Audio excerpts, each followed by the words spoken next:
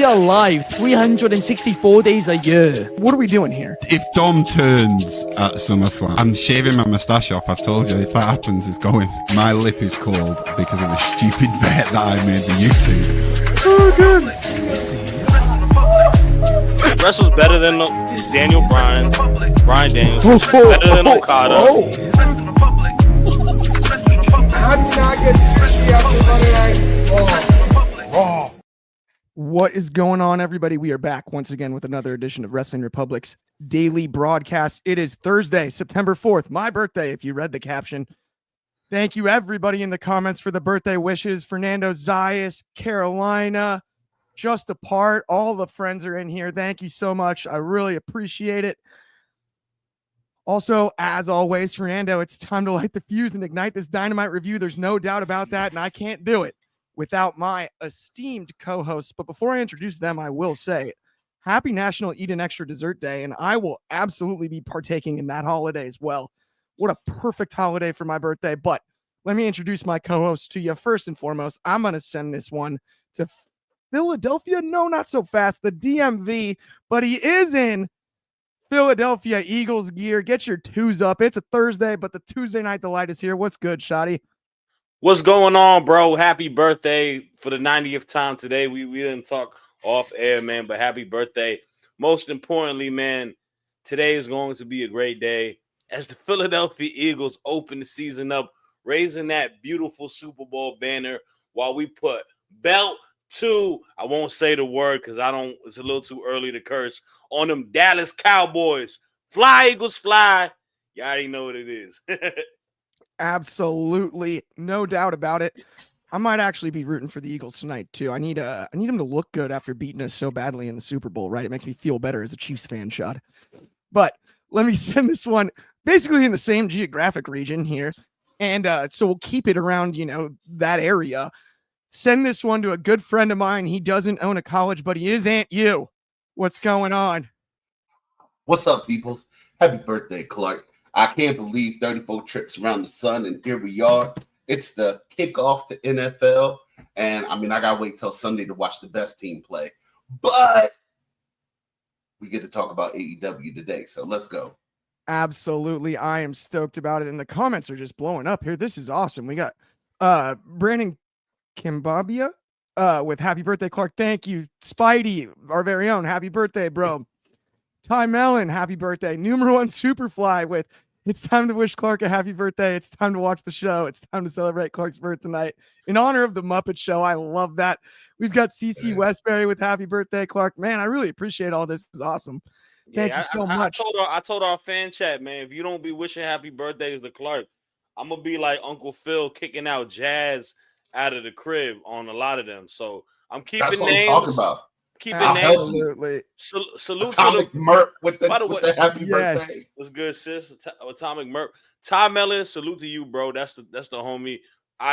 I'm seeing your picture on there. You definitely sound how you look, bro. My man's real. He like the Xavier Legette of our chat, bro. No doubt about it. I love it. I love it. I love it. Salute, Absolutely. Well, let's get right into this show really quickly. Obviously, I am going to celebrate my birthday today, but after the show for sure, right? We're not going to start celebrating too early. It is only noon here on the West Coast. But we had an explosive Dynamite last night. It was interesting. I was talking to Aunt U before the show, but I am going to go to you first on this one, Shad. Mercedes Mone looked outstanding again. Another bell-to-bell great match. Windsor looked great as well. Backslide victory for Mone, and then the return of one of your favorites.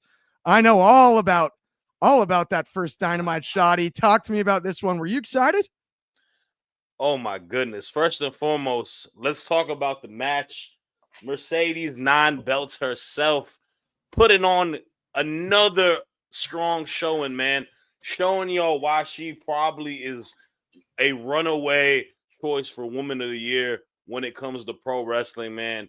All that she's accomplished, but being a fighting champion, I really enjoyed the match between her and Alex Windsor because they put on a clinic. Alex Windsor has been looking absolutely phenomenal since coming into AEW as well. I like the build to it. I thought they went and delivered, and I'm loving Mercedes winning in these like slick ways, man, getting some roll-ups, keeping the opponent she goes against strong, but just showing that she's got a lot in her bag in different ways. She can get you with the finisher. She can get you with there. Mercedes is on a whole nother level in 2025. Salute to the CEO. Now let's talk about what's important. Because we got a return from the GOAT, the greatest women's wrestler in all of women's wrestling.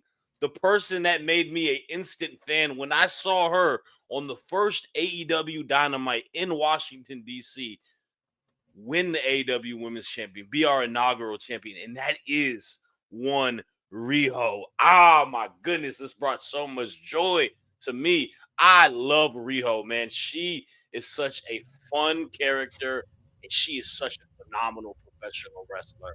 And to me, this is kind of one, going back to when Mercedes first started, we had the backstage interaction between them two.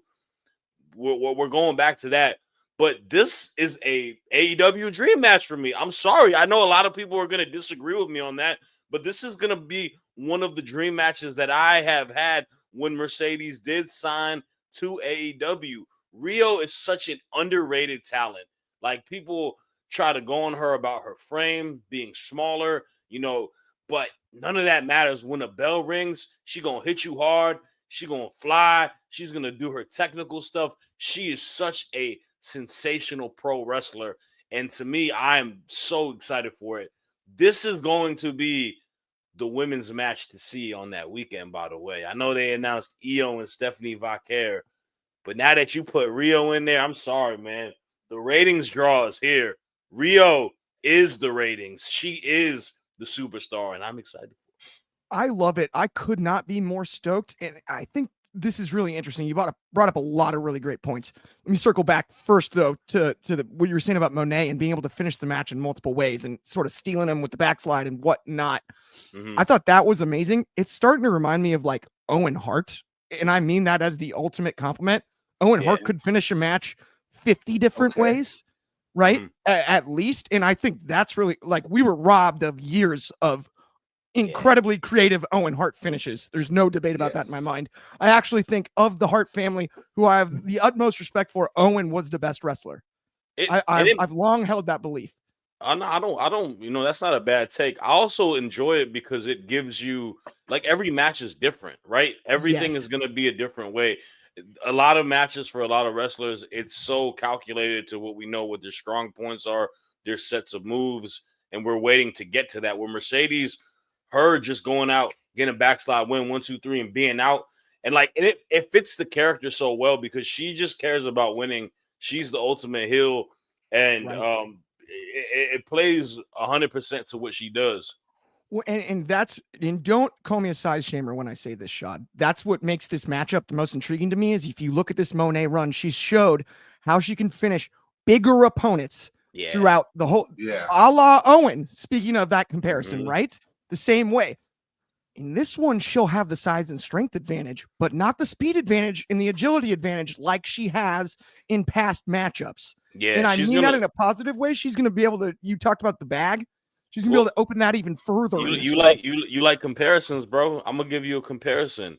Riho and Mercedes Moné, stylistically, match-wise, can be similar to somebody that Miss Moné loves a lot. This could be like an Eddie versus Rey Mysterio type of storytelling between those two. Okay. I love that.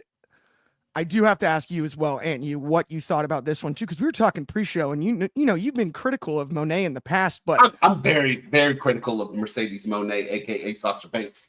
But I'm going to tell you guys straight up, man. Look, now when it comes to the greatest woman wrestler of all time, I believe that they are on AEW, but it's not Mercedes Moné. It is the person that beat Mercedes Moné. Miss Timeless Toni Storm has been the greatest woman wrestler, or women wrestler of the year for the past couple years, and we all see why. Now, with that out of the way, Mercedes Moné and Alex Windsor had one of the best matches I have seen in a long time. Only to rival, the Rhea and Io match. But like bell to bell last night, it was so fun, and all the intricate ways that Mercedes got to her, got to the boss lock or whatever she calls it now.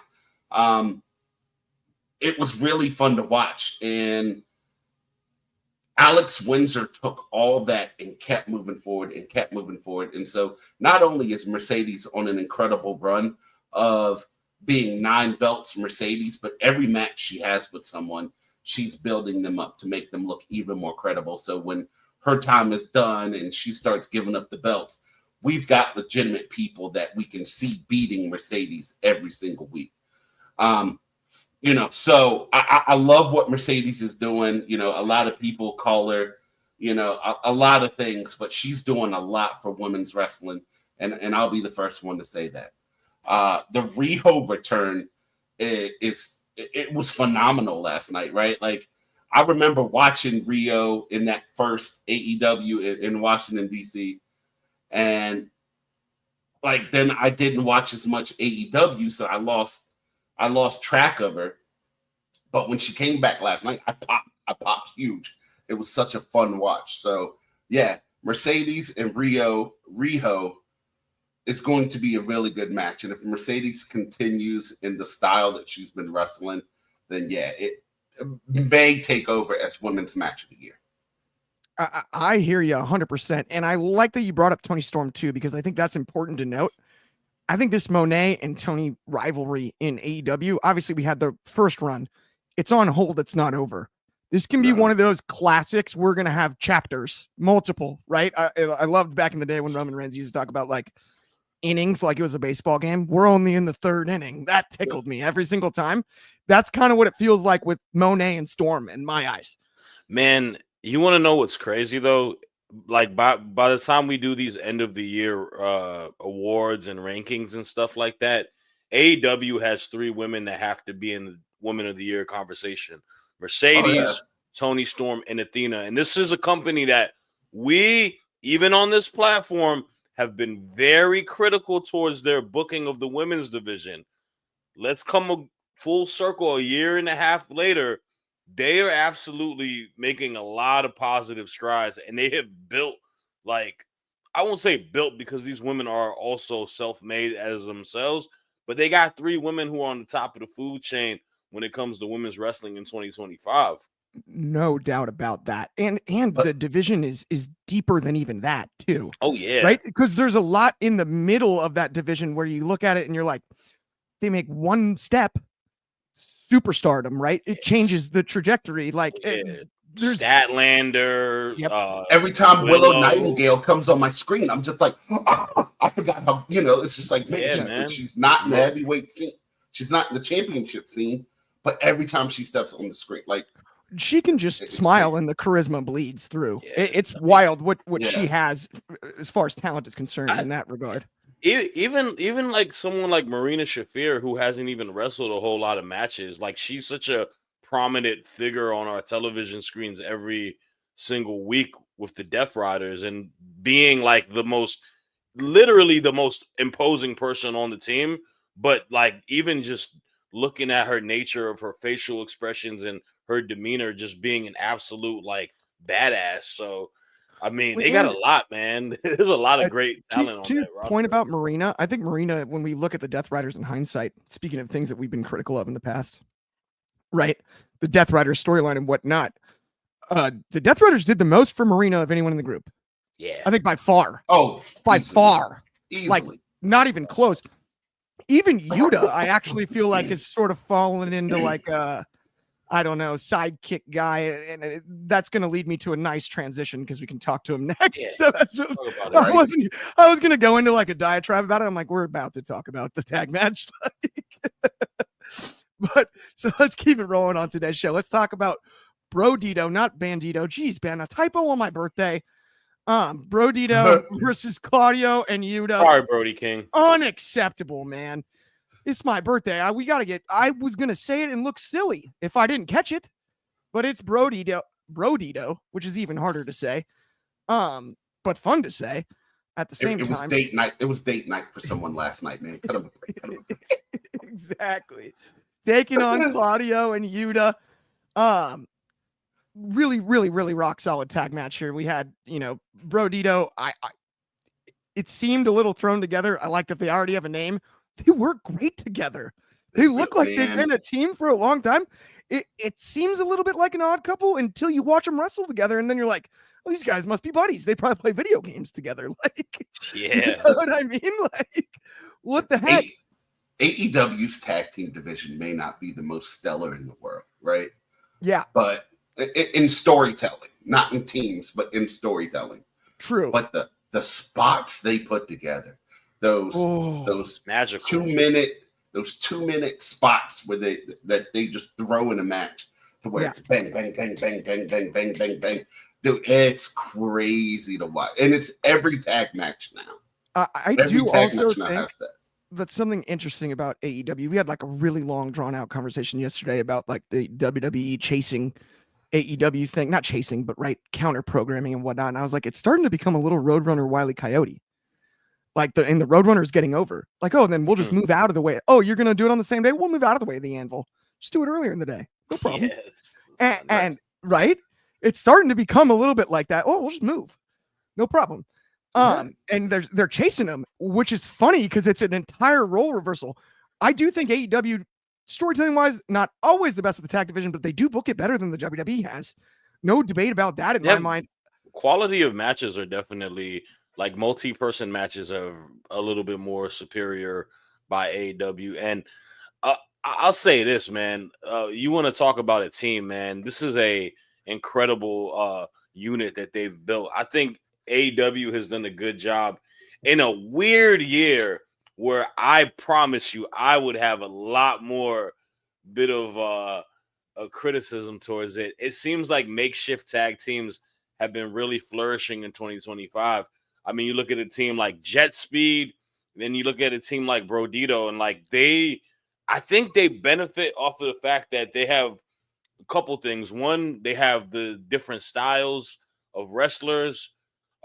Two different size of wrestlers, Bandito being the smaller guy, and Brody King being this big menacing beast, and just three, they're both like the coolest looking wrestlers. Like Brody King is one of the coolest looking wrestlers in AEW, and the only person next to him is his tag team partner, Bandito. So they just check all three where it works so well together, and they've built synergy as a unit, and they are like, I was so happy when they pulled the trigger and allowed them to be the tag team champions, because I think these are two guys that in AEW, I think sky's the limit. I think I could see either one of these gentlemen become world champion given the opportunity in the next couple years. Like, they have it written all over them.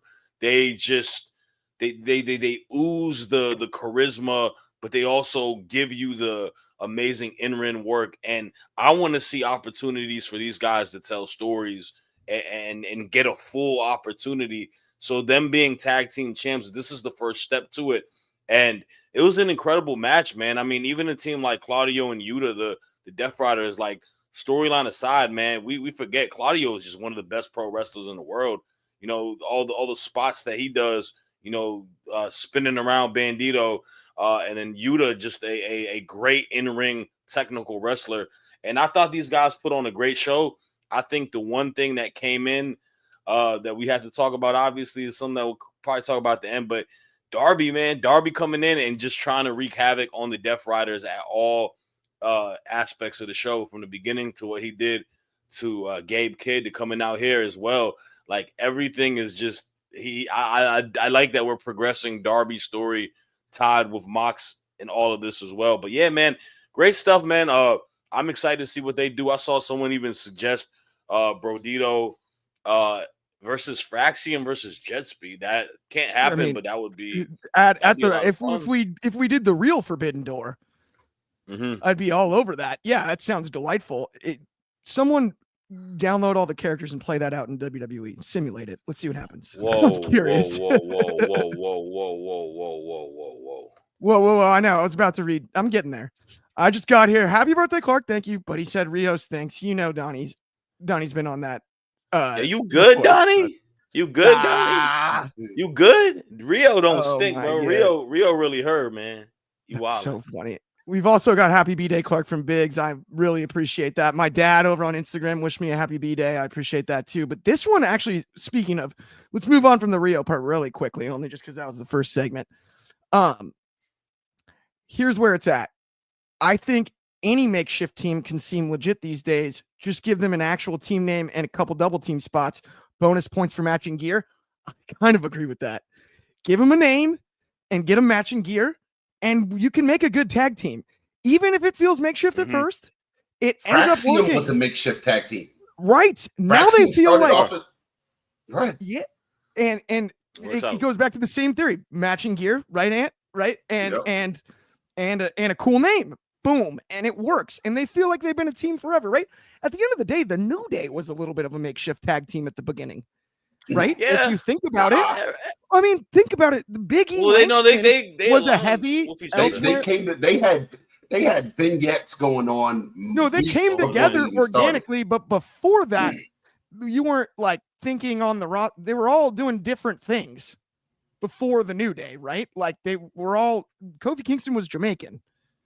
I mean, right? Like at one stage. I mean, we could spend a whole day talking about makeshift tag teams that ended up being really good. Yeah. Big E had a last name. He was Big E Langston, right? Yeah. He was doing the chalk and everything too.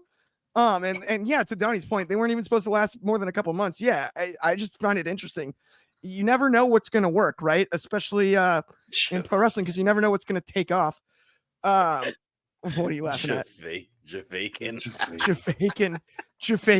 That okay. If we're gonna give out Biggs knows all about Jafaican. If we're giving out joke of the day, that is a winner, my friend. That is absolutely a winner. But speaking of winners, let's pay some bills really quick. Let's talk about Barista Coffee. Barista is small batch organic coffee created through excellence, authenticity, and unforgettable moments. Head over to barista.com. Check it all out. You're going to love it. It's super organic. It's better. No microplastics like Keurig and that kind of stuff. Fresh brewed. And they've got cool merch on there. You can get hats, visors, whatever you want. Check it out. I assure you you'll love it. But while I'm also asking you to do me favors, head over after this show ends and subscribe to our second channel if you haven't already. Wrestling Republic Undercard.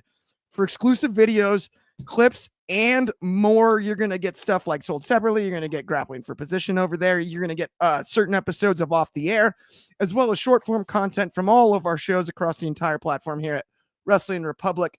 And we really do appreciate all of you that tune in week in and week out. But let's keep today's show rolling, and let's talk about, I almost accidentally just said Maxwell Jacob Friedman, and I don't know why. I don't know why I admitted that, but Montel Vontavious Porter, MVP, apparently is going to be ditching the cane and returning to the ring at All Out, which I didn't expect. I thought he was using the cane for necessary reasons. I'm not going to lie. Can you give me some more insight into this, and are you excited about it? I am so excited for this match, and let me tell you why. There's not too many times where you get a match where it's just a win-win. It doesn't matter who wins, right? So the Hurt Syndicate can lose. One of the Ricochet could pin MVP, and it's like, okay, well, MVP's not a wrestler anyway. He got pinned. That's how they lost that match. Or you could see Bobby Lashley and them totally destroy Ricochet and what is it, the Gates of Authority. And it's believable. But there's not too many times you get a match that is just hard-hitting, fast-paced. It checks all the boxes. Hard-hitting, fast-paced, just... And it legitimately seems like both teams really hate each other. And that's through the great promo work that they did. I mean, MVP said, some things last night we can't repeat on this show. But he was pretty much just going to punch Ricochet in his BM mouth. Yep. And so it's just like, okay. And the way they're selling this story to be, it's a fan win match. It's a win-win match. It doesn't matter who wins it. And I'm excited, man, because Shelton Benjamin, no matter what age he is, he can go with anyone. So the young kids, the Gates of Authority, they're not just going to overrun Bobby and Shelton. And so now it comes down to Ricochet and MVP. And the old dog still has some new tricks. So I don't know who's going to win that match, but it is definitely one of the matches that I am excited to watch at All Out. And I am too. And I love how you I'm sorry, did I echo there? I love how you broke that down there. When it comes to MVP in particular, dude, they don't get as good as MVP on the microphone. I think he's one of the most underrated talkers in the history of wrestling. But then you also mentioned Shelton Benjamin. Shelton Benjamin might be the most underrated wrestler in my lifetime ever. Like you I said, didn't even need to bring up Bobby Lashley because everybody knows what Bobby Lashley is. But there's the wild cards right there. Go ahead. Sorry. No, go ahead. Say what you're gonna say. And the thing with Shelton is he's like ageless. Shelton looks the same as he did in like 04 when he was doing the Monday Night Football commercial with Trish Stratus. It looks like he hasn't aged a day since. Jeez. Like he's had like less birthdays than me, right? I mean, that was the T.O. skit, which is hilarious that they did. Yeah, that was the all controversial. But we got a great comment here too from Donnie. I love that. I'm hyped for my boy MVP, one of his fave people in the business. Yeah, I think he comes across as like obviously not in character and on the show, but outside the ring, you can imagine that MVP is really likable and a good dude. He's got so much knowledge as well. Like his podcast is great. If anybody has listened to it, he talks in depth about so many things that he's gone through in the world of pro wrestling and how his mind works. Like that's just someone that's, to y'all's point, like I think a lot of this storyline in this match is built off of the fact that MVP has sold us a ticket to it, especially like the nucleus is Ricochet and MVP. MVP is the one who vocally kind of bullied Ricochet, punked him, told him that he can't be part of the Hurt Syndicate. And Ricochet went ahead and got two big MFers on his side to try to get retaliation. And salute to the Gates of Agony, because you want to talk about being in a Gates of Agony. My bad. No, you good. Talk about being in a prominent match on All Out. Like, I can only imagine how those two were feeling. Probably growing up, like, idolizing people like Lashley and Shelton Benjamin, man. And now getting an opportunity to wrestle against them on a marquee card like this, bro. Like, no doubt. Too bad they're going to get beat up. It's all good. Well, dude, they're fired. They're fired during the promo. Like, they did not look like they were newcomers to the business. Like, right. You can tell everyone's having fun. And it was just, man, Gates of Agony is going to be excellent. I think they already are, but they're going to, speaking of loading up the tag team division, I actually kind of enjoy that they're not necessarily in the titles picture right this second, because that's next and that's soon. And if it's Bro Dito against the Gates again anytime soon, I've got the Gates winning them, right? Like, I think that's logical. They look great. They work as a team great. All the TV's been really good. Donnie also added in the comments the interview that he did with MVP a couple months back is pure gold. And same with the Shelton one. Both guys are top shelf. Absolutely. Yeah. Love to hear that. Monster shout out Huge Pop Radio. You gotta show this one. Oh, yeah. I'm coming. Yes. Like, okay, by the way, I got the juice. The run out of the tunnel entrance is also underrated. Remember the ball when in the jump shot game was so smooth, bro. And then the top, how about when he was the top free agent and he was talking to the GMs? Oh, it was so good. So well done. His introduction to the WWE in the first place. I feel like Melo is like such a his character is so similar to MVP in that he got called to the main roster as well. Yeah, that's a good pull. That is a very good comparison, and I think Melo also being young. I mean, MVP was a lot older than Melo when he got his main roster shot. Obviously, he had jail time earlier in his life, right? Like, there was not a choice to wrestle at the end of the day. But yeah, I mean, I think that's a very solid comparison, and I would love to see. Ooh, this is actually an interesting one too. JTG is critically underrated. I would agree with that. Brooklyn. Yeah. It's really a shame actually that Crime Time never won the tag titles. They're just awesome. Yeah. Salute to Yeah. JTG though. He still wrestles on the independent does. circuit himself. So that's 100%. That's pretty sick. JTG's sell of the Cobra will still go down as one of the best I've ever seen. Ever. So Oh, this is interesting. Donnie just confirmed everything we were just talking about. Mello told him that he based a lot of his stuff on early MVP. I love that. yeah. That's awesome. You Makes can sense. see it too. And you got to give Mello credit for that too. The fact that it's not obvious, but you can see the influence there. I think is a cool nod to MVP's accomplishments, especially earlier in his career and whatnot. I think that's really cool that, Easily. Mello would take from somebody like MVP and honor him in that way. Let's talk about the most AEW match of the night by far. We got an 8-man tag with Hangman Page, his old partner Ken Omega, and Jet Speed. Only 3 pairs of shoes on this side, considering Speedball Mike Bailey's in the ring, but that's neither here nor there. So Bronson Reed is SOL if he shows up on this one for Speedball. That is hilarious. That is hilarious. And then we got the Don Callis family, which is seemingly growing by the minute. But we've got Josh Alexander and Kyle Fletcher representing them at this point. With the Don Callis family is bigger than some independent promotions. I'm telling you, you could literally do a blood and guts with the Don Callis family going against each other, bro. Like they're the Wu-Tang Clan of pro wrestling. I keep saying that. Callis family civil war. That blood and guts. You like that one? Yeah, ridiculous. Wu-Tang Clan had 35 people on stage and 64 mics. It's so true. Rocky Romero is definitely the God of the Don Callis family, though. Yes. Rocky makes the least sense to me being in the Callis family. I don't get it at all. Like even Etchicero, like what? It's like he's trying to do the serious Misfits at this stage. He's like, let's do the Misfits, but not funny.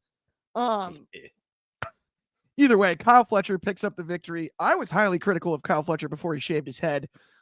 He gets the pinfall with a brain buster on Kevin Knight. I enjoyed the match. A lot of stuff going on here.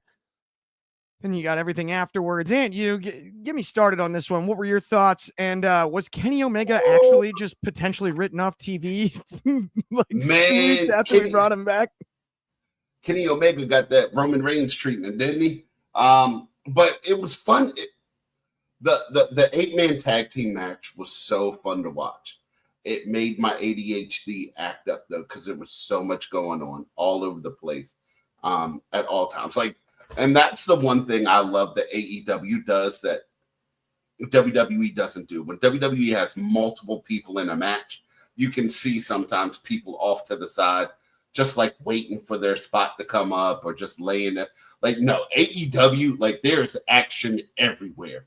And the cameraman even have to have ADHD to be able to keep up with all of it. So it was just a fun match. And Speedball and Speedball. I can't get his name right, but anyways, Mike Bailey. Mike Bailey, that tag team with him and Knight. Man, they are AEW's Fraxium. Mm-hmm. Because when the bell goes, they don't stop. And they are all over the place. And there was some crazy bumps that were taken in that match. It was just it was fun to watch, man. Like it was just one of those main events to where like after you finished it, you were just like, wow, okay. That's a lot of digest there. And just the crowd interaction with Don Callis the entire time was so great. I love how Don Callis always comes to commentary when his guys are wrestling, and that Philadelphia crowd just let him have it the entire time. So it was fun. It was a fun main event. there's not too much technically to break down of it. Like it was mayhem all over. So that's my synopsis of that. I'm with you. It was really interesting. They basically gave us like a off the charts acrobatic match and then told us the story after. Yeah. Kind of in hindsight, Yeah. right? That's the way I look at it. And then of course, where Kenny was hit with the chair, we all know about the diverticulitis and that stuff. I think it's high quality storytelling in that regard. The match itself, yes, it was electric and it was entertaining. It was unique. But to your point, there's not as much to break down there as there is the aftermath, right? And so I couldn't agree more. Fernando Zayas, though, maybe competition for comments of the day. And I thought we already had it, but you got as an excellent member of the Wu-Tang. Okay, fine. He's the master killer of Wu-Tang. The one Rocky that Romero's the master killer. Capadonna, just like Well, not really in the group. Capadonna wasn't an actual member though. That's what I mean. He's like honorary. Right. Rocky's a, Like, Rocky's he's kinda- a member. I guess he's really in. I don't know. Did you ever see that movie Pop Star with Andy Samberg? Yeah. Yes. Okay, my favorite line at the end is when he's explaining to him, he's like, "So we're the style boys, right?" He's like, "We can all do our own individual projects, though. Like Method Man, he made his own album, but he's still a member of the Wu-Tang Clan." Yeah. It's Right. It's my I remember favorite that. line in that movie. I just had deja vu because I watched it earlier this week when I saw that. Like, he's M.E.T. still in Angel. the Wu-Tang Clan. Yeah, they all had solo albums. They Right. did. Everyone did. Yeah, Even you, absolutely. God. Good ones. Even you got. Even Capadonna. I'm not kidding. Anybody listen to Capadonna solo project? Oh man, yeah, he was only really good on that one song. What was it? Triumph. That was like his one good verse. But either way, Oh no, Oh, Inspector Deck had the best verse on Triumph. Oh, what's that? Donnie, it Oh no, affects my Inspector had ADHD. the best. How about my Yeah. Atomic Lee? It affects my ADHD terribly. Man, yeah, dude, it puts me in the spin cycle. Absolutely, It makes the ADHD just go overdrive. it's too much. I actually enjoy it for what it is. I don't want it every time, but every now and again, it's fine, right? It's like when you get vanilla ice cream for free. You probably wouldn't order it at an ice cream shop, but you're like, it's free ice cream. Right. You know what I mean? That's kind of what I vanilla feel ice like with that one. Shoddy, though, I got to ask you about it. Kenny Omega, is he off TV? What's going on with that? What are your thoughts on all of this? Yeah, nah, I definitely think this is a way to write off Kenny Omega, but not write him off like for a super long time. I think Kenny Omega's role this time around returning back into AEW is to kind of give back to the youth of the company. And to me, I think this writes him off, but this sets the seeds for him and Kyle Fletcher. And to me, I think this is AEW doing something right. And I'll tell you why. I think Kyle Fletcher being the TBS champion is the direction to make this title matter again. And that is no disrespect to the previous champions, obviously. Great moment for Mr. Dustin Rhodes. And then Adam Cole going for what he had to do, wrestling a lot on Collision.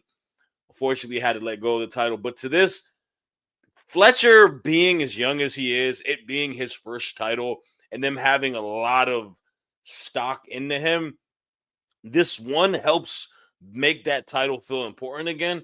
But two, this makes him feel like a big deal because we saw previously Kenny, he kind of put over Okada in the situation in that match.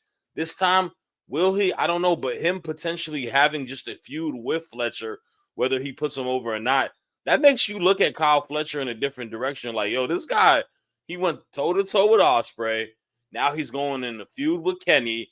He must be a big deal, and I think that is the beauty of it.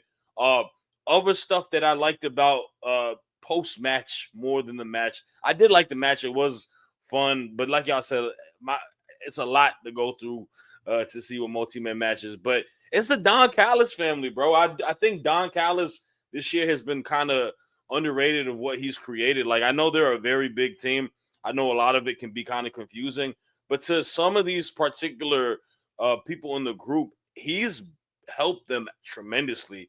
You know, someone like Fletcher having a evil genius like Don Callis, you know, pulling the strings. Someone like Konosuke Takeshita, like I think he's made the faction seem like a credible and legit threat to where it was a few months ago.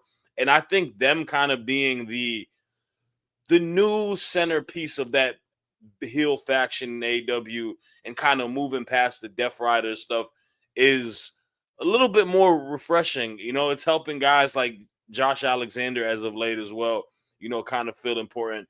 And I'm curious to see what the direction we go through. I would like to see all the members have some sort of goal at some point. I think that can be something that could really make them feel like a powerhouse of a team.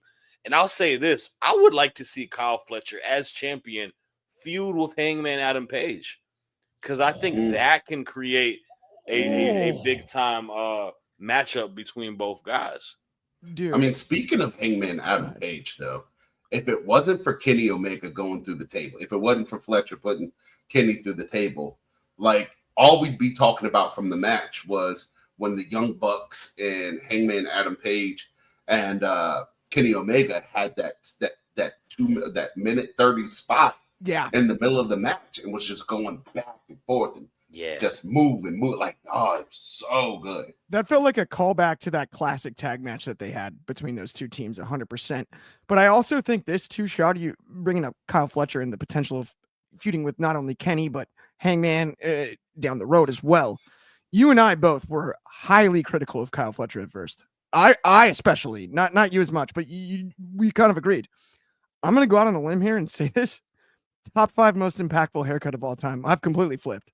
This guy is so talented in the history of wrestling. Nobody's just cut their hair and all of a sudden I'm like, star. Changed my mind entirely.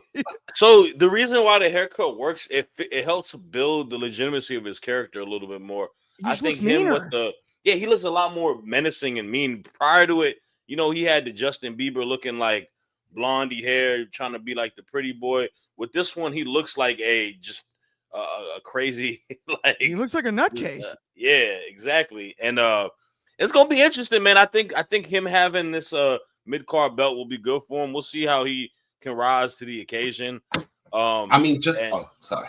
Go ahead. No, you're good. Go ahead. No. Go ahead. Finish up, Shad. I mean, I'm looking at Donnie's comment also. Yeah, same. I got distracted too. I was going to say he personally thinks that the Cows family is loaded with good soldiers, but doesn't have that one alpha dog main eventer. They want it to be Kyle, but they have an alpha. Takeshita's right there. He's the alpha. I think it's Takeshita. Yeah. Fletcher's haircut reminds me of when Kurt Angle got his head shaved. A little bit, you remember how like dangerous Kurt Angle came back after that. Yeah. So I think that's totally fair. He looks like an Arkham inmate. That's ridiculous, Tony. Jeez Louise. All right. On that note, that's going to bring us to the end of the show. Thank you so much, everybody that tuned in. We'll be back same time, same place tomorrow. Of course, that's noon Pacific, 3 o'clock over on the East Coast. That's 8 o'clock in the UK and 9 a.m. for my good friends in Hawaii.